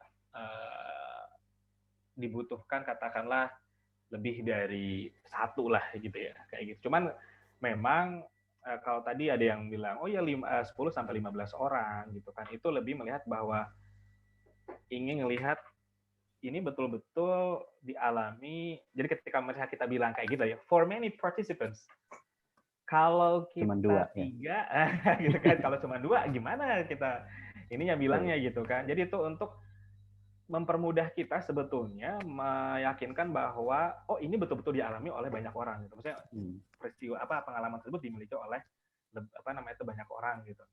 Tapi memang itu yang pertama. Jadi kalau misalkan bisa dijustifikasi bahwa 3 itu cukup, itu silakan disampaikan. Dan itu ya kalau dari dosen saya mau bilang ya saya 5 waktu mengajukan ya oke 5 gitu kan. Tapi kamu bisa justifikasi kenapa kamu bisa dapatnya 5. Mungkin sulit mendapatkan partisipannya. Kan bisa. Kayak gitu ya. Misalkan pengalaman tersebut spesifik gitu kan. Dan tidak banyak orang yang mengalami dan yang mau mungkin ikut terlibat. Misalkan Bapak Ibu mau bikin penelitian tentang fenomena perundungan, bullying. Bullyingnya katakanlah maaf ya, spesifik ke misalkan seksual gitu ya. Dan itu konteksnya di Indonesia. Dan ya nanti mungkin udah berusaha nih researcher gitu ya, mencari itu mendekat atau istilahnya meyakinkan orang untuk ikut, tapi kok sudah diupayakan dapatnya 3 gitu maksimal tuh gitu. Dapat 3 gitu. Itu bisa. Gitu kan. Asal tadi justifikasi diceritakan bahwa nanti di limitation katakanlah ya Pak Dion bisa bilang bahwa kita tidak bisa lebih dari 3 karena ya tadi keterbatasan istilahnya yang mau ikut terlibat dalam penelitian ini karena memang topiknya itu sensitif kata untuk konteks Indonesia. Seperti itu Pak Dion. Jadi memang 5 atau 10 itu bagus gitu, tapi tidak terbatas di situ dan berapa banyak itu lebih melihat kalau maksimal itu visibility-nya gitu. Kira-kira bisa dilaksanakan penelitian kita dengan jumlah yang banyak gitu ya. Kayak gitu. Jadi memang ditimbang-timbang lagi. Yang pertama soal tadi akses kita terhadap memang karena kan kuncinya adalah kita mencari seorang yang punya pengalamannya kaya dan mengalami betul peristiwa tersebut gitu. Kayak gitu. Jadi kalau saya sih kata kuncinya itu Pak Dion. Jadi bisa memberikan spesifik yang berapa nanti bisa dibaca beberapa peneliti ada merekomendasikan ini dan itu bisa jadi justifikasi Bapak Ibu ketika makan 3 boleh kok, ada yang bilang ahlinya itu boleh gitu kan. Mau 5 mau 10 gitu kan, itu sah-sah saja. Kalau saya kata kuncinya itu 2 hal tadi, minimal itu karena terbatas, maksimal itu karena ya nggak mungkin kalau kita lebih banyak daripada lebih dari itu gitu, karena saya nggak yakin kalau di atas, kalau tadi 19 mungkin dia aksesnya mudah, kemudian dia fokusnya memang spesifik gitu, sense of belonging gitu kan.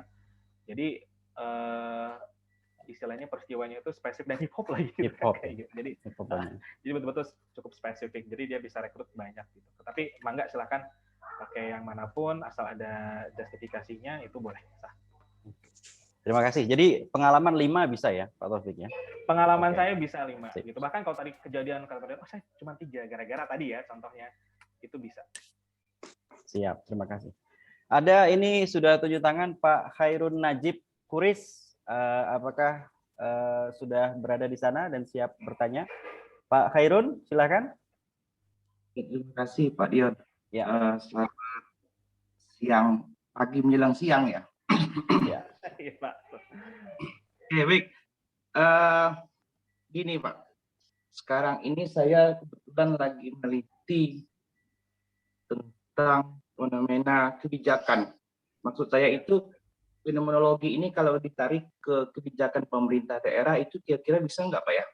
Itu pertama. Kedua, ini kan saya lagi meneliti tentang kebijakan kepala daerah tentang sholat subuh berjamaah.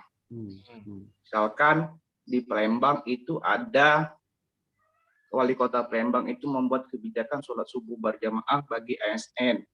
Dan bahkan sekarang itu sudah dibuat perwalinya, peraturan wali kota yang direvisi itu direvisi lebih mendalam untuk kebijakan itu ke masyarakat luas misalkan. Iya. Nah, baru-baru kali ini tahun 2021 di awal itu wali kota Bukit Tinggi yang fenomenal juga sampai anggota Dewan RI itu berkomentar misalkan. Nah, di Jambi misalkan ada beberapa daerah di Bungo, Merangin. Nah, kebetulan di Merangin ini bupatinya gara-gara mungkin ini asumsi ya, asumsi karena saya belum sempat wawancarai bupatinya. Ini baru Palembang kemarin, nanti ke Bukit Tinggi. Nah, untuk di Merangin misalkan, Bupati Merangin kebetulan Pilgub Jambi kemarin. Nah, Bupati Merangin terpilih jadi gubernur. Apakah karena fenomena itu atau gimana? Kita nggak tahu ya. Nah, itu kan belum ada penelitian. Nah, maksud saya kalau dikaitkan fenomenologi ini dengan kebijakan-kebijakan seperti itu, kira-kira partisipan itu bisakah orang yang membuat kebijakan dalam arti kepala daerahnya atau orang-orang yang mengikuti partisipasi kebijakan itu misalkan ASN-nya dan sebagainya. Itu bagaimana kira-kira, Pak? Mungkin demikian. Oh iya. Ya, Pak Khairun dari instansi mana Pak ya? Sedang Oh iya, saya dari UIN Jambi, Pak. kuliah di Pasca ya? Enggak, saya dosen di Dosen Syariah. ya? Oke, dosen di Syariah Pak. Iya. Terima kasih Pak Khairun, dosen Syariah. Silakan Pak Taufik dijawab. Ya, terima kasih Pak Khairun Najib. Bagus penelitiannya, itu topiknya menarik gitu kan. Dan ini sebetulnya bisa bisa digunakan penelitian fenomenologi ini. Nanti kalau tadi ditanyakan kira-kira nih partisipannya mana ya, pembuat kebijakannya kah, policy maker gitu ya, atau orang yang melaksanakan atau yang kena yang katakanlah terkena impact gitu ya dari kebijakan tersebut. Sebetulnya dua-duanya bisa Pak, gitu ya. Tapi nanti tergantung kita mendefinisikan fenomenanya. Fenomenanya mau misalnya sama-sama nih policy ya, sama-sama kebijakan. Tapi kita mau fokus fenomenanya pembuatan kebijakannya, gitu ya, atau implementasi kebijakannya. Gitu. Jadi silakan definisikan dulu nih fenomenanya. Ini bisa Pak dua-duanya kayak gitu. Dan kalau memang punya ini bisa jadi beberapa penelitian, bisa jadi dua lah kalau dalam hal ini gitu ya. Kalau Bapak mau fokus misalkan fenomena yang telitinya adalah pembuatan kebijakan tadi across regions gitu ya, di beberapa daerah gitu kan, untuk melihat itu kenapa sih ini jadi tren gitu ya. kalau bisa dibilang gitu ya. Menarik. Maka fokus policy making-nya, pembuatan kebijakannya. Ketika berbicara pembuatan kebijakan, ya siapa yang mengalaminya, siapa yang membuatnya, ya tadi kita identifikasi gitu ya. Kita kasih kriteria siapa yang, karena kan pembuat kebijakan tuh banyak ya. Jadi kalau fenomenologi memang dipastikan ini spesifik lagi nih. Gitu. Apakah misalkan kepala daerahnya, gitu kan, atau misalkan anggota dewannya, gitu ya.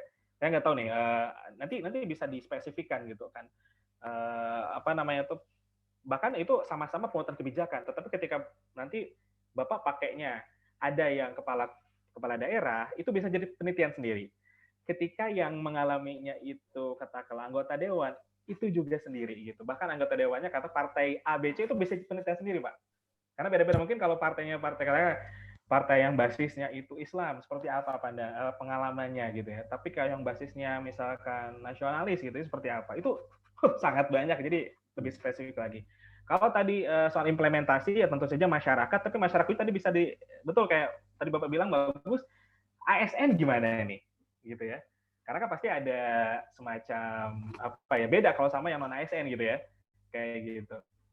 Kalau Bapak mau non ASN-nya juga fokusnya bisa, itu jadi penelitian sendiri lagi. Jadi kalau menurut saya bisa dua-duanya Pak, tergantung nanti Bapak mendefinisikan atau menentukan fenomena itu apa. Pembuatan kebijakannya atau implementasinya. Baru nanti diturunkan partisipannya siapa dan itu lebih spesifik dikerucutkan lagi. Silakan buat karakternya gitu kan. Untuk menentukan nanti yang bisa direkrut dalam penelitian itu siapa. Mungkin itu Pak Khairun Najib, jadi mudah-mudahan bisa terjawab ya. Jadi itu potensinya banyak sekali Pak dari penelitian Bapak. Gitu. Oke, terima kasih Pak. Satu lagi kali ya Pak. Ini Pak, mungkin bisa juga kali ini. Sekarang ini kan di Jambi khususnya, saya belum melihat di beberapa kota besar, misalkan di Lembang kemarin, saya baru balik dari Lembang, tapi saya belum lihat. Di Jambi misalkan ada fenomena baru di tengah masyarakat yang nama pejuang subuh. Pejuang subuh. Nah, kira-kira pejuang subuh ini bisa nggak saya gabungkan? Saya melihat antara fenomena pejuang subuh dengan kebijakan subuh bagi ASN ini. Kira-kira bisa nggak kira-kira seperti itu, Pak? Ya, silakan Pak Taufik. Ya, pejuang subuh. Saya berarti pejuang subuh ini lebih ke, maksudnya kan ini apa ya, kelompok yang pada akhirnya mengidentifikasikan kelompok itu sebagai, ya karena tadi ingin berdakwah untuk mengajak yang lainnya sholat subuh, jadi mengidentifikasikan mereka sebagai pejuang subuh gitu kan. Pejuang subuh ini kalau saya melihatnya itu sebagai partisipan gitu kan. Kalau mau melihatnya sebagai fenomena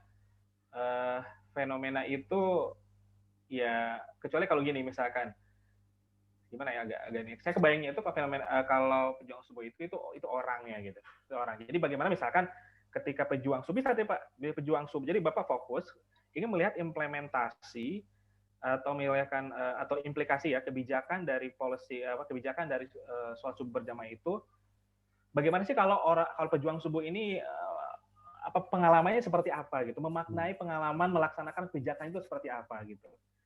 Itu bisa Pak gitu. Mau di-compare misalkan, tapi sebenarnya jarang ya saya melihat misalkan ada dua kelompok partisipan yang berbeda. Misalnya tadi ASN sama ASN sama pejuang subuh tadi ya. Maksudnya tapi gini agak, jadi bisa aja pejuang subuh ASN ya. Kayak gitu sulit nih kalau di ini kan. Atau misalkan Bapak mau spesifik lagi, dia ASN, tapi nanti ada dua tuh, dia gabung payungnya ASN. Tapi nanti ada yang mengidentifikasikan dirinya sebagai pejuang subuh, dan ada yang saya masyarakat biasa aja gitu. Ya. Itu jarang yang saya melihat penelitian fenomenologi ini di compare seperti itu gitu kan. Jadi biasanya dia spesifik satu kelompok, mungkin nanti dengan penelitian yang lain baru bisa di compare gitu, comparative study gitu ya, mengcompare dua hal ini gitu. Jadi itu bisa jadi 3 paper Pak. Jadi kelompok ASN biasa yang tidak mengidentifikasikan dirinya sebagai pejuang subuh, satu penelitian. Yang mengidentifikasikan diri ASN itu sekaligus menjadi pejuang subuh, satu penelitian. Pas digabung, di-compare jadi satu penelitian sendiri, Pak. Gitu. Ya, maksud saya seperti ini, Pak. Mohon maaf, Pak. Saya mau melihat fenomena antara kebijakan ASN dengan kebijakan yang tanpa kebijakan. Karena kebijakan itu kelompok. Oh, iya. Nah, bagaimana pengalaman mereka? Misalkan ASN itu dalam tanda kutip sedikit dipaksakan lah ya, seperti itu, karena ada peraturan gitu kan, karena ada peraturan. Nah, sedangkan fenomena pejuang subuh itu kan tanpa ada peraturan, keinginan sendiri. Nah, bagaimana fenomena mereka, pengalaman mereka, experience mereka, para pejuang subuh dengan kebijakan sholat subuh berjamaah itu bagaimana? Kira-kira bagaimana? Bisa nggak kira-kira Pak? Itu sih kata kunci dari saya. Kalau mengkomparasikan, saya jarang melihat atau belum pernah melihat ya dalam penelitian fenomenologi. Biasanya dia akan fokus ke satu kelompok gitu kan. Kalau tadi misalkan mau menjadi penelitian sendiri, misalkan bagaimana pelaksanaan sholat subuh lah fenomenanya gitu ya, pelaksanaan sholat subuh gitu. Karena kan tadi Bapak bilang kalau pejuang subuh tuh katakanlah di konteks yang tidak ada aturannya, tapi mereka dengan serta-merta istilahnya mau gitu ya melaksanakan hal itu gitu kan. Jadi fenomenanya itu akan beda. Kalau implementasi kata-kata kebijakan harus ada juga kebijakannya gitu. Kayak gitu sih. Jadi bisa aja fenomenanya nanti tinggal didefinisikan lagi. Karena nggak ada, misalkan contohnya yang pejuang subuh ini tidak ada kebijakannya, berarti fenomena itu pelaksanaan sholat subuh berjamaah di masjid. Jadi gitu kan. intinya tetap bisa dilakukan ya Pak Taufik ya. Jadi ini yang digali berarti fenomena para pejuang subuh itu gitu kan. Fenomena para pejuang subuh itu, pejuang subuhnya itu gitu. Jadi para pejuang subuhnya itu diteliti, kemudian apa sih memotivasi mereka dan bagaimana. Mereka gitu. betul. Jadi bisa. Ya kayak gitu. Ya. Terima kasih Pak Khairul dan Pak Taufik. Ini Pak Taufik sudah pukul 10.47. Tetapi ada dua pertanyaan lagi nih, satu di chat, satu angkat tangan. Ini bagaimana Pak Taufik? Apakah di forum ini atau kemudian nanti Pak Taufik memberikan alamat Satu lagi email? deh. Satu lagi nanti Sa- bisa di WA-in aja, di copy paste ke WA Oke. saya satu lagi. Jadi bisa dipilih aja, Pak. Oke, yang lebih duluan ini kelihatannya yang chat tadi ya. Yang chat sebentar, ini dari UNS ya. Saya bacakan saja supaya lebih cepat. Sebelumnya terima kasih untuk materi yang insightful ini, Pak Taufik. Perkenalkan saya Ma'rifatul Ilmi dari Universitas 11 Maret dan kebetulan mahasiswa Pak Tian juga. Saya izin bertanya Pak, kira-kira apa perbedaan yang paling mendasar antara naratif study dan fenomenologi? Karena kebetulan saya sedang pakai studi naratif untuk penelitian saya dan sedang studi one's life experience. Dan apakah metode fenomenologi ini dapat kita pakai pada studi autobiografi? Wah, ini mendalam ya pertanyaannya Pak Taufik. Silakan Pak Taufik. Oke. Oke, saya share lagi ya yang paling pertama. Nah, oke. Ini ya. Jadi kita kembali ke sini nih.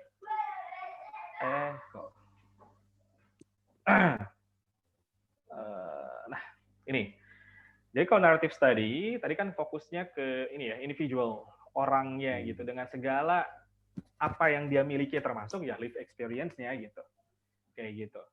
Dan autobiografi juga sejauh yang saya tahu juga kan kita fokus ke orangnya gitu, dengan segala apa yang dia milikinya gitu. Kan termasuk ya pengalaman dia kayak gitu.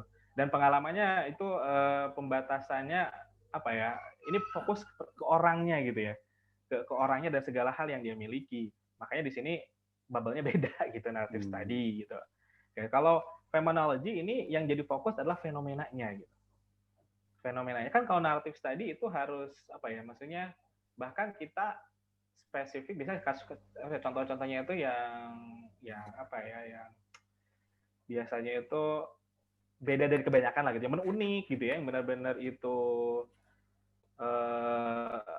ya beda dari yang biasanya yang unik-unik gitu ya, narrative study itu biasanya dilakukannya itu yang betul-betul punya pengalaman yang mungkin tidak banyak orang gitu kan. Nah, phenomenology ini sebetulnya itu justru kita fokusnya bukan individunya tapi ke fenomenanya.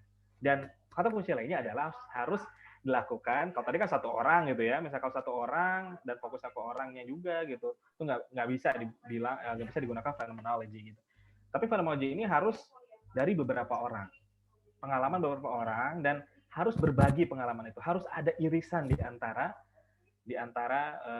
partisipan kita itu gitu kan. Ketika tadi hip hop misalnya penelitian hip hop tadi gitu, ternyata semuanya itu ada irisannya ketika hip hop itu menjadi jalan juang mereka melawan ketidakadilan gitu. Kalau kita justru tidak menemukan katakanlah tadi kesamaan itu gitu ya, yang kita bisa ambil kesamaan itu nggak bisa dilakukan. Itu bukan, nanti kembalinya ke ya udah ke detail orang per orangnya gitu. Jadi kalau tadi itu agak sulit saya belum tadi autobiografi kan biasanya memang fokus satu orang dan digali dalam-dalam gitu kan, bahkan seluruh kehidupannya gitu ya, kayak gitu. Kalau ini nggak, beda. Ini beda. Kalau dari bubble ini udah beda bubble gitu, kayak gitu. Jadi kurang lebih itu jawaban saya, mudah-mudahan cukup jelas ya. Jadi melihat dari bubble ini saja sih, ya. Kayak gitu. Terima kasih Pak Taufik. Mohon maaf sekali lagi Pak Supriyadi ini sebenarnya ingin bertanya kelihatannya, tetapi karena Pak Taufik ini akan ada rapat dengan pimpinan di BINUS University, Pak Supriyadi nanti bisa email saya atau WA saya, kemudian nanti akan saya teruskan kepada Pak Taufik, kemudian Pak Taufik kemudian nanti bisa sampaikan jawabannya. Saya minta waktu 1 menit Pak Taufik untuk foto bersama, boleh ya? Bapak Ibu sekalian, mohon untuk dihidupkan kameranya supaya bisa untuk dokumentasi kegiatan. Saya ambil dulu yang nomor 1, 1, 2, 3. Oke, terima kasih. Kemudian saya akan ambil yang layar kedua. 1, 2, 3. Oke. Oke, terima kasih.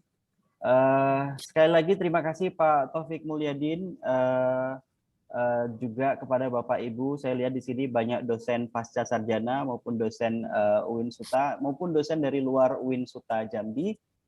Terima kasih juga mahasiswa pasca sarjana. Terima kasih yang tak terhingga. Ada juga pimpinan UIN Jambi, wakil dekan dan lain sebagainya yang hadir.